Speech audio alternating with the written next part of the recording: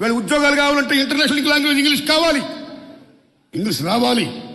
అమ్మ భాష మాతృభాష తెలుగు అయితే నడిపించే భాష నాన్న భాష ఇంగ్లీష్.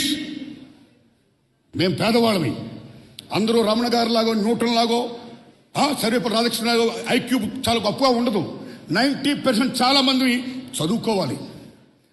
ఒక విజ్ఞప్తి చేస్తున్నాను రమణ సార్, మా ఊళ్ళో ఫస్ట్ బిఏ చదివాను నేను. ఆ రోజుల్లో మీరు నమ్మండి, మాలాంటి పేదవాళ్ళందరం కూడా ఇంగ్లీష్ రాక చాలాసార్లు ఫెయిల్ అయ్యాం. ప్రథమ స్థానం నుంచి ఎప్పుడు కూడా మాకు ఇంగ్లీష్ లేదు. మేము బిఏలు ఎంఏలు ఎంకమ్లు పాస్ అయ్యాం. పాస్ అయ్యి ఉద్యోగాలకు వెళ్ళాం.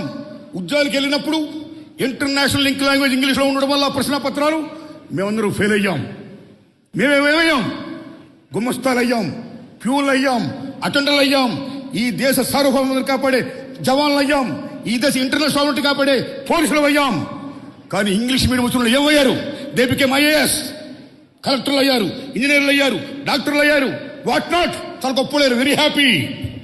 కానీ విద్య ద్వారా ఏ సామాజిక న్యాయం వస్తుందని అంబేద్కర్ మహానుభావుడు చెప్పాడో, because of these Telugu and English అనే భేదం వల్ల ఇంగ్లీష్ వచ్చినాడు చాలా గొప్పోడైపోయాడు, తెలుగు వచ్చినాడు చాలా అటపతడపోయాడు. అది కాకోకుండా ఉండాలంటే, విద్య ద్వారా సామాజిక న్యాయం కావాలంటే ప్రాథమిక దశ నుంచి తెలుగుతో పాటు ఇంగ్లీష్ కూడా బోధించాలని నేను కోరుకుంటున్నా. కాబట్టి పెద్దలు మీరు కూడా దయించి మమ్మల్ని ఆ యాంగిల్లో మాట్లాడి ప్లీజ్ నెక్స్ట్ సభలో ఇంగ్లీష్ కూడా మరవద్దని చెప్పండి. రమణ సార్, మీ దండం పెడతా.